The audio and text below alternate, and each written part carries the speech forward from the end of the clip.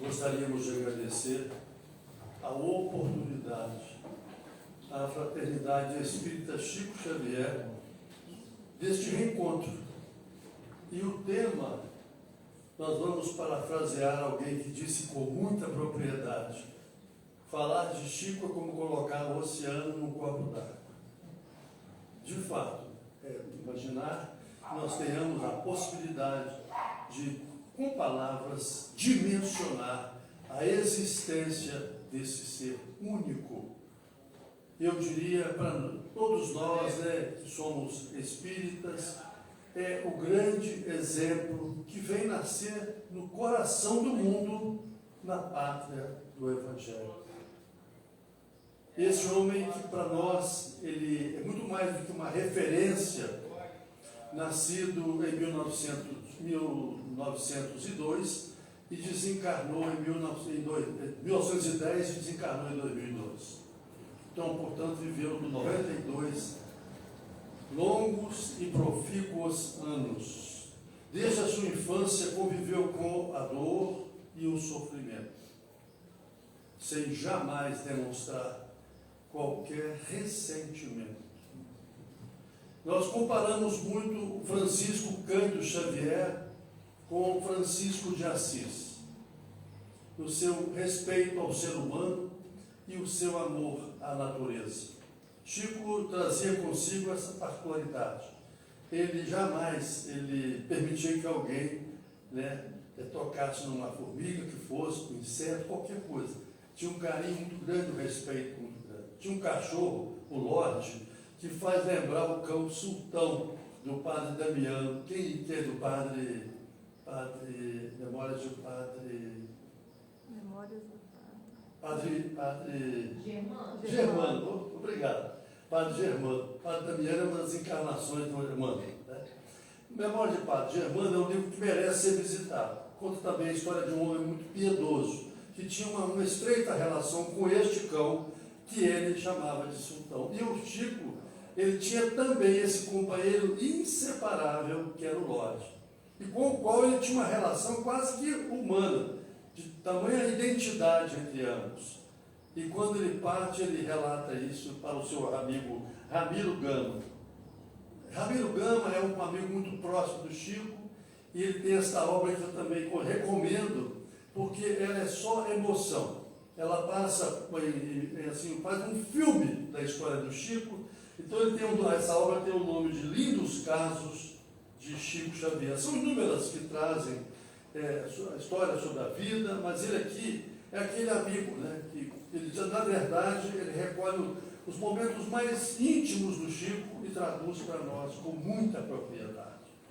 E nós gostaríamos de trazer, então, porque, na verdade, quando nós apresentamos qualquer tema que envolve Chico Xavier, nós não podemos esquecer dessa fala, que eu considero que seja a moldura para nós, os espíritas. Ele diz: ninguém pode voltar atrás e fazer um novo começo, mas qualquer um pode recomeçar e fazer um novo fim.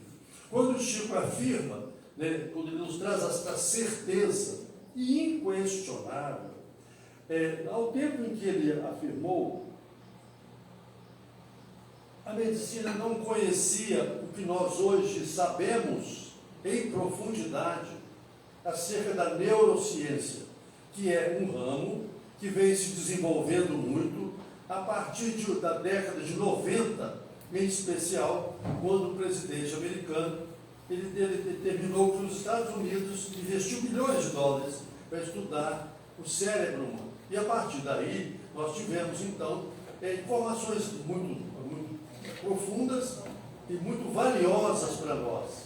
De todas as informações que nos chegam a respeito deste órgão central das nossas vidas, porque, de fato, o sistema nervoso central tem um papel preponderante sobre todos nós, a neurociência nos informa que o nosso cérebro ele tem uma grande plasticidade. Ou seja, nós temos uma capacidade muito acima do que imaginamos de nos transformarmos. Então a neurociência, ela descortina um véu para nós, muito interessante e muito alvissareiro. Eu recomendo a leitura do livro O Cérebro que se Transforma, Norman Doidge. E nessa obra, enfim, no estudo da neurociência, nós percebemos que trazemos conosco todo este potencial para que nós possamos realizar as nossas mudanças, que nós de fato nascemos vocacionados para esse aperfeiçoamento. Jesus inicia o capítulo 5 de Mateus, nos falando das bem-aventuranças, nos mostrando os caminhos os quais devemos percorrer para chegarmos ao reino dos céus. Quando ele finaliza esse capítulo 5, depois de nos denominar, vós sois o sal da terra, vós sois a luz do mundo, vós podeis fazer o que eu faço, e muito mais, depois de nos incensar, ele vai terminar esse capítulo lá no capítulo 5 de Mateus, versículo 48, dizendo: sede perfeitos como perfeito é o nosso Pai. Então, para o Criador, o propósito para nós é exatamente este aperfeiçoamento. E agora, com o advento desta nova ciência, ela nos abre a oportunidade, de fato, de que nós possamos utilizar todo este ferramental que trazemos em nós. O que ela comprova é que as células nervosas se multiplicam, ou seja, aquilo que ao tempo em que eu estudava medicina era uma heresia, hoje é algo absolutamente aceito por todo o meio acadêmico. E nós estamos, então, diante de uma revelação importantíssima, nos permitindo, sim, a partir da nossa vontade, dessa potência maior, como nos afirma Leon Denis, a maior potência é a vontade. Quando nós desejamos mudar, recomeçar, reiniciar, porque todos ficamos muito felizes quando retornamos à Terra, quando somos acolhidos no nosso primeiro lar, que é o útero materno, o ventre materno, ali recebendo todo o carinho, todo acolhimento, toda a nutrição, toda a proteção. Este retorno é o recomeço, é tudo que desejamos no plano espiritual. Hoje a ciência nos revela que nós podemos recomeçar a todo momento, isso depende exclusivamente de nós. Ou seja, em uma síntese bem objetiva, as nossas células se renovam, inclusive as células cerebrais, as células nervosas, nos permitindo, sim, nos transformarmos em seres melhores, se assim de fato desejarmos, a partir da nossa vontade, do nosso empenho e, sobretudo, a partir da nossa disciplina. E aí nós voltamos ao Chico, que quando contactado com Emmanuel, no primeiro encontro, Emmanuel vai fazer a ele uma proposta, trabalhar juntos, Chico, através da psicografia, e Emmanuel inspirando Chico. E esta foi a proposta de Chico, de Emmanuel para Chico. O que eu preciso para estar com você, para estabelecermos esse companheirismo, essa parceria? E todos aqui lembramos desse diálogo. Disciplina, disciplina, disciplina. Assim também, nós temos toda a potência, precisamos da ação, como dizia Aristóteles, que o amor é potência e ação. Se nós, então, a partir desse potencial que trazemos, mas qual potencial nós trazemos? Nós somos parte de uma energia superior. Quando nós nascemos, nós recebemos o hausto divino. Nós somos uma fração do amor de Deus. Nós somos, na verdade, uma centelha do amor divino. Então nós trazemos essa potência conosco, esse potencial energético. O que nós precisamos, segundo Aristóteles, é da ação, é do ato, é da atitude. E aí vem o Chico nos convidar a refletir sobre isso. E a doutrina espírita a nos trazer esclarecimentos valiosos de que não estamos sós, estamos imersos em meio àqueles com os quais nós nos sintonizamos. E que uma vez que nós desejamos a nossa efetiva melhora, a nossa autoiluminação, é importante não buscar essa luz lá fora, mas sobretudo fazer nascer em nós, despertar em nós, como nos fala Torres Pastorino no Minuto de Sabedoria, no livrinho de bolso. Ele fala, quando nós acendemos uma luz, O primeiro a se beneficiar com a claridade somos nós. Então é preciso que nós, de fato, busquemos esta melhora. E aí, a partir desta fala de Chico, ele nos dá a certeza de que sempre é possível mudar. Olha o que ele nos afirma: recomeçar e fazer um novo fim, redimensionar a nossa vida, redirecionar os nossos sentimentos, as nossas emoções, fazer com que nós possamos deixar nascer em nós este novo homem que a neurociência traz para nós. E nos estudos que da neurociência, nós podemos compreender a transformação de Saulo em Paulo. Aquele homem velho, Saulo, a partir do seu amor por Jesus, como ele nos fala em Gálatas 2:20, não sou eu quem vivo, é o Cristo que vive em mim. Ele recolhe as energias para a sua transformação.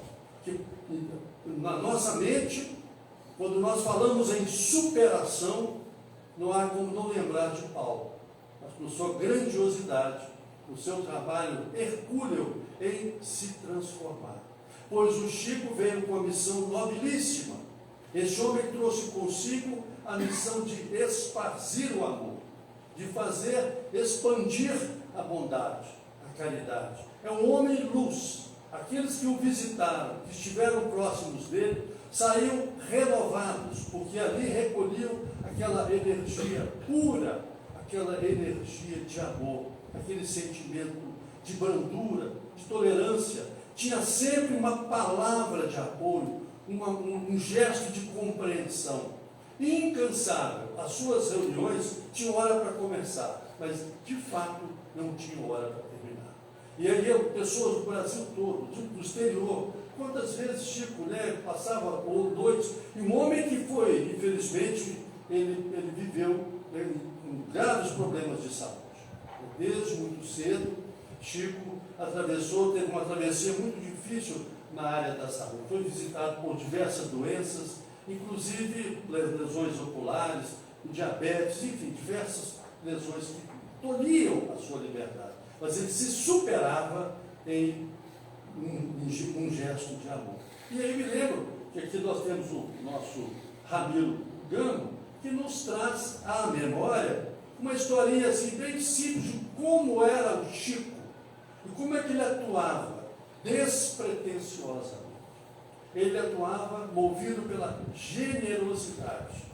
Ele era uma pessoa que tinha essa capacidade que nós chamamos de altruísmo. O que é isso? É nos colocarmos no lugar do outro.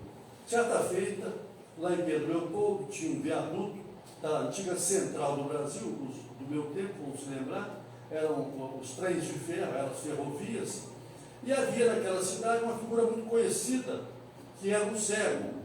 E ele tinha um guia. Antigamente o cego não tinha os recursos que hoje nós dispomos da acessibilidade, enfim. E aí ele tinha um auxiliar que nos conduzia. E o guia do cego era alcoólatra, era bem, isso não ia terminar bem, não ia saber, não. Mas aí ele não tinha ninguém, e aí ele ia guiado por aquele alcoólatra. E aí um certo dia foram atravessar esse viaduto alto, 20 metros, 5 metros de altura, perdão. E aí esse ébrio esquece do cego, e o cego acaba caindo. E aí foi um pombal. E aquele tempo nós estamos falando de 1900 e bolinha. E aí, coitado, o Chico fica sabendo que esse cego estava em casa, morava num casebre, tinha graves dificuldades, não tinha familiar. O Chico recolhe a sua casa e vai no jornal local e põe um anúncio que ele estava precisando de alguém que pudesse ajudá-lo, porque à noite ele cuidava do cego, das feridas, fazia curativo, entendia a necessidade dele. Mas durante o dia ele tinha que trabalhar, ele era funcionário público. E depois de vários dias, apareceram 2 mulheres que se colocaram à disposição do Chico para atender aquela necessidade imediata. Eram 2 meretrizes, 2 prostitutas muito conhecidas na cidade. E elas se apresentaram ao Chico, e ele, irradiando aquela grandeza de espírito dele, as acolheu muito bem. Elas disseram: nós só não podemos sair tarde, nós temos compromisso, a gente trabalha de noite, nós não podemos voltar não. E o Chico: não tem problema não, eu chego do meu trabalho, na Fazenda Modelo, e aí vocês saem e tal. E aí assim, acontecia diariamente, o Chico chegava, mas invariavelmente, antes delas saírem, o Chico fazia questão de fazer uma prece com elas. Aquela prece breve, curtinha, mas com muito amor. E isso durou aí cerca de 30, 40 dias, até que o cego se recuperou. E ao final, quando eles pediram, eu não ia precisar mais da ajuda delas, então uma disse: Senhor Chico, nós estamos assim, querendo agradecer você, porque nesse período que estivemos, nós decidimos mudar de vida, nos transformar. Nós vamos recomeçar a nossa vida. Eu, você, por trabalhar de enfermeira em Belo Horizonte, consegui lá com uma parente, um amigo, uma indicação, eu vou trabalhar. Auxiliar de enfermagem, aquele tempo, né? E a outra ia trabalhar, arrumou um emprego numa tinturaria, nós vamos morar em Belo Horizonte, vamos começar uma vida nova. Na verdade, ali nós estamos mostrando, primeiro, o gesto de amor do Chico, de perceber a necessidade do outro. Este é o grande desafio do mundo em que vivemos, onde nós estamos absolutamente preocupados, absortos com as nossas necessidades individuais. Porque o mundo é uma fábrica de necessidades, a cada dia tem uma necessidade nova. E nós ficamos envolvidos nesse torvelinho e preocupados única e exclusivamente conosco, nós não percebemos as necessidades do outro. Aquele tempo não era diferente. Em todo o tempo, há sempre a necessidade de alguém se preocupar, se ocupar do outro. E Chico o fez. O fez da melhor maneira possível. O que transformou aquelas mulheres, como nos fala Ramiro Gama? Aquelas preces feitas com muito amor, com muita piedade, com muito carinho. Porque à medida que eram feitas as preces, aquelas irmãs que estavam trilhando nesse caminho, nesse desvio, elas foram assistidas pelos bons amigos espirituais, que atuavam sobre elas. E aí nós vamos lembrar do outro Chico, o Francisco de Assis, o Cristo da Idade Média, que dizia que é dando que a gente recebe. Uma lição tão simples, mas absolutamente verdadeira e oportuna para as nossas vidas. Então, essa transformação, ela passa necessariamente por esse desejo nosso de servir, atendendo a uma máxima de Jesus, a uma recomendação do Mestre, no livro de Mateus, capítulo 20, versículo 28, eu não vim para ser servido, eu vim para servir. E é isso que Chico leva ao pé da letra. Chico leva isso às entranhas e coloca como norte da sua vida. E a partir de uma infância de muita luta, muito sofrimento, não é demais lembrar que Chico fica órfão da sua amada, da sua amante, da sua querida mãe, Maria João de Deus. Tem uma obra belíssima, né, com esse nome. A mãe de Chico, ela tinha um afeto muito grande por todos os 9 filhos. E o Chico tinha uma identidade com essa mãe muito grande. E a partir dela, ele perde a mãe com 5 anos, ele fica órfão. Imagina, órfão há 110 anos atrás, sem uma assistência social, sem um amparo, sem, enfim, né, o desalento. O pai, coitado, pedia bilhetes de loteria, com uma simplicidade muito grande. E aí ele é deixado com uma senhora que não é demais lembrar, Dona Rita, que se torna uma verdadeira algoz para ele. E ali ele aprende uma lição da perseverança, da humildade. A primeira superação do Chico foi a perda da mãe, né? Porque de fato eles tinham um elo muito forte, mas ela continuava muito próxima dele e ela falava com ele frequentemente, amenizando a sua dor, diminuindo a sua saudade e procurando completar o seu vazio. Essa mãe amantíssima sempre ia, aquela senhora que o adotou, naquela época haviam as mães, né, que recebiam os filhos dos outros para cuidar, mas às vezes, na verdade, não eram filhos adotivos, eram serviçais a custo zero. Então, não era o caso do Chico, passou por muitas dificuldades e sempre ouvindo a voz da mãe que dizia: virá a ajuda no tempo certo. E de fato, como um passe de mágica, ele já adolescente, o pai casa-se de novo com a mulher, piedosíssimo, era o oposto, veio a Cidália. Então, isso mostra para nós que há sempre uma certeza de que nós não estamos sós, que no plano espiritual aquela mãe amantíssima estava cuidando para que o pai recompusesse, reconstruísse a sua vida. Mas dessa vez, como ele falava, Chico, não é madrasta, é boadrasta, é brincar. A cidade é uma boadrasta. Então, ela foi assim. E a primeira coisa que ela fez, esse gesto de grandeza, porque a vida do Chico, ela se resume numa sucessão de amores. Esse amor pela mãe, e sobretudo, esse carinho que ele tinha com os irmãos, porque toda a trajetória do Chico é de amparo àqueles que estão à sua volta, especialmente os familiares, aos quais ele estendia a mão e dava sempre o ombro, sacrificando ao extremo para socorrer aqueles que estavam, né? Porque era uma família de muita necessidade. Chico veio num lar de muitas necessidades materiais, e o pai era um homem muito rigoroso, muito materialista, então isso foi um grande desafio. Todavia, Chico caminhou de forma assim, muito bem assistido pelos amigos espirituais, e a partir daí nós vemos esse homem se transformando no Brasil, né, num país assim, uma relevância mundial, porque a presença do Chico tornou-se um nome de respeito, não apenas no nosso país, não apenas pelas suas psicografias, não, pelo contrário, pelas suas atividades de benemerência, sim, mas sobretudo pelo seu caráter, pela sua grandeza espiritual. E ele vai ter a oportunidade, e como primeira obra, ele receber diversos poetas da língua portuguesa e brasileiros também, e ele vai autenticar, fazer a psicografia desta obra chamada Parnaso de Além Túmulo. Esse aqui não é o primeiro volume não, tá?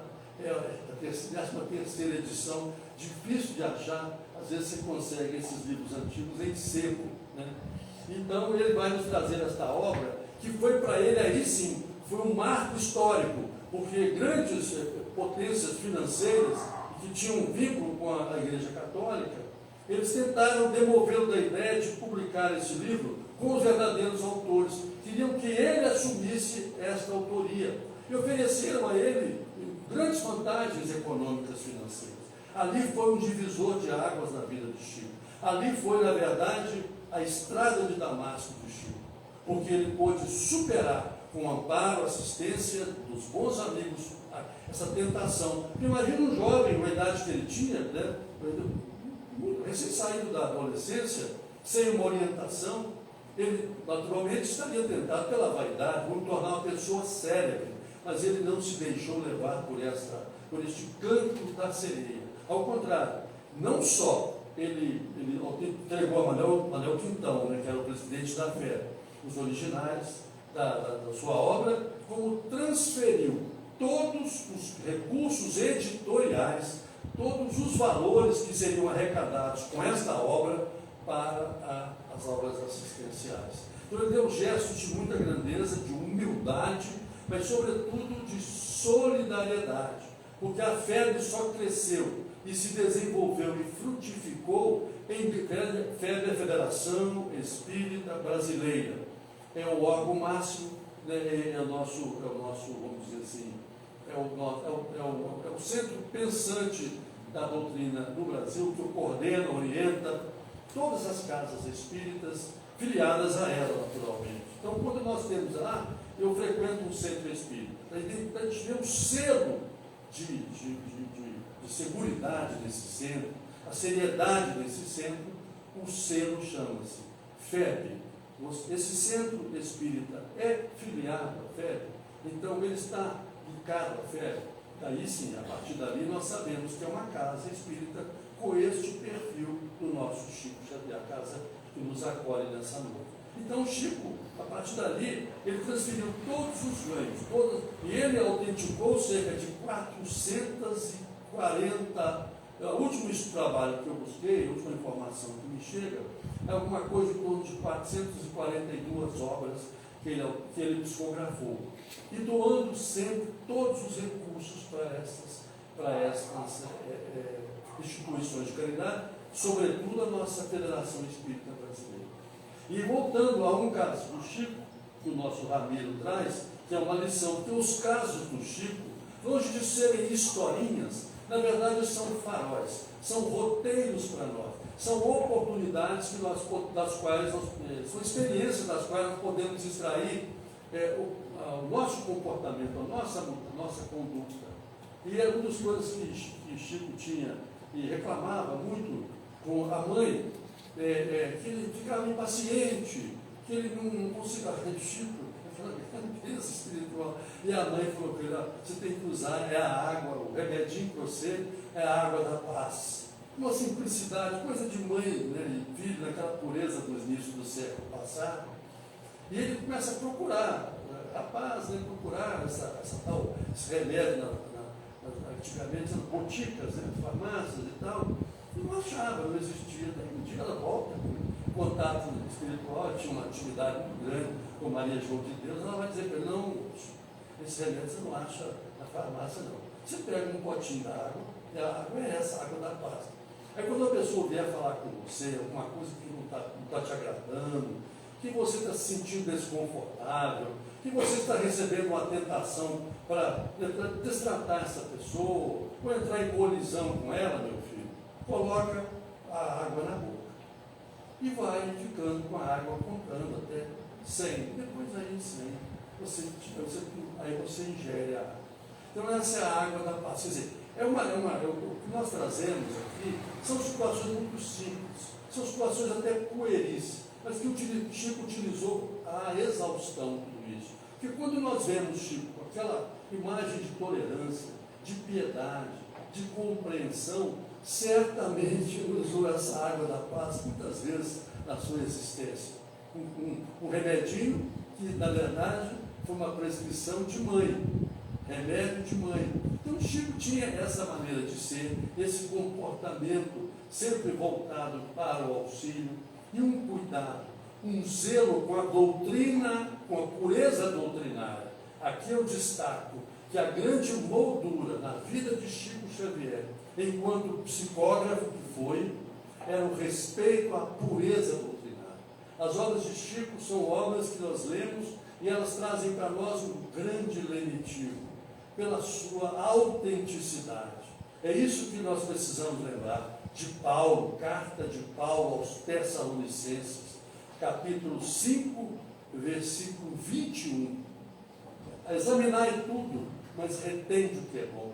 Olha para nós o esforço que temos feito hoje diante das obras que nos chegam, né, que a gente precisa filtrar. É muito importante a gente ter, porque muitas das vezes nós não temos o conhecimento. Como é que nós vamos poder fazer uma análise, um exame? Então é melhor que a gente busque as obras que são já consagradas pela doutrina, as obras que são chamadas obras básicas, são os nossos pontos de referência. E Chico construiu exatamente este legado.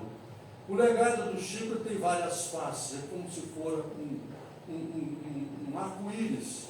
Mas com certeza, uma das cores mais vivas do arco-íris do Chico Xavier é a autenticidade de suas obras.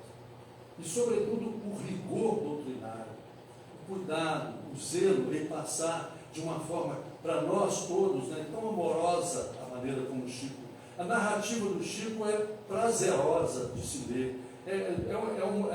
Cada um de nós que lê, seja quais forem as obras, não importa qual o autor espiritual, mas enfim, acaba que o Chico também imprime algo de si mesmo nessas inúmeras obras que ele autenticou e deixou para nós. Eu trouxe algumas frases que, em grande medida, são frases do Emmanuel, são frases de André Luiz, são frases de Néio Lúcio, os autores espirituais, mas que nós temos aqui para refletir. Olha só, tudo que é seu encontrará uma maneira de chegar até você. E é verdade. O grande desafio de hoje é esta ansiedade, esta intemperança, essa busca exagerada de ter algo e no tempo que nos convém. Quando Jesus nos fala lá na parábola do semeador, e o semeador saiu a semear, a primeira semente caiu na terra seca, na beira da estrada, e não vingou, a segunda caiu no meio das pedras e não teve calor e matou, e a terceira caiu onde? Nos espinheiros. E por que ela não vicejou? Por causa da ansiedade. Olha que coisa interessante. Na obra básica, no Evangelho de Jesus, ele já fala com outro termo, a preocupação, a ansiedade. Enquanto isso não permite que nasça em nós esses novos homens, novas mulheres, esses novos seres para os quais nós estamos vocacionados. Porque nós ainda estamos vítimas dessa inquietude, dessa busca, né, de resultados imediatos. E ele nos diz, no tempo certo, né, vai chegar até você. É uma referência ao livro de Eclesiastes, capítulo 3, onde aprendemos lá, segundo os autores, os estudiosos, seria de Salomão. Há tempo para morrer, tempo para viver, tempo para sorrir, tempo para chorar. E ele finaliza, há tempo para todo propósito. O tempo de Deus é muito diferente do nosso tempo. Às vezes queremos aquela fruta ainda verde, queremos algo, uma conquista que não é oportuno, o momento não é oportuno para nós. E dentro da sua sabedoria ele vai dizer, no momento certo chegará até nós. Então ele nos convida aí à paciência, nos convida à tolerância. Ele vai nos dizer ainda, são textos do Chico, pensados aleatoriamente. A vida não vale tanto o que temos, nem importa o que somos. Vale o que realizamos com aquilo que possuímos e, acima de tudo, importa o que fazemos de nós. São João Bosco, ele nos diz que a vida é um presente de Deus, mas o que fazemos da nossa vida é um presente de nós, é uma retribuição nossa a Deus. Então, o que nós fazemos com os recursos que dispomos, que possuímos? O que nós fizemos? Qual a forma como nós trabalhamos com todas essas bênçãos que recebemos de Deus? Porque tudo que nos é dado para o nosso crescimento e para a nossa sustentação espiritual. Quem nos afirma é Tiago, né? A única carta de Tiago, belíssima, tem uma obra de Paliano Júnior, a Epístola de Tiago, belíssima, merece ser visitada. No capítulo 1, Tiago vai nos dizer, versículo 17, toda dádiva, todo dom é bem que Deus nos concede. Então, tudo que nós temos, tudo que nós conseguimos, tudo que nós conquistamos, todas as nossas vitórias, elas vêm de Deus. Por isso é tão importante esse cuidado, né, que nós fazemos um bom uso de tudo que dispomos, das ferramentas que dispomos. E ele vai nos dizer ainda, a vida de fato, é construída de sonhos, mas tem um alicerce, e é concretizada no amor. Então é preciso que a gente tenha essa visão, e Chico era puro amor. Ele tem autoridade para nos falar sobre isso. E já finalizando, porque o Pedro Paulo já levantou a plaquinha aqui de 1 minuto, ele dá um cartão vermelho, eu não vou poder voltar. Eu quero voltar, se Deus quiser. Eu pensei aqui, para nós a leitura é a riqueza, né? São os nossos poetas, né?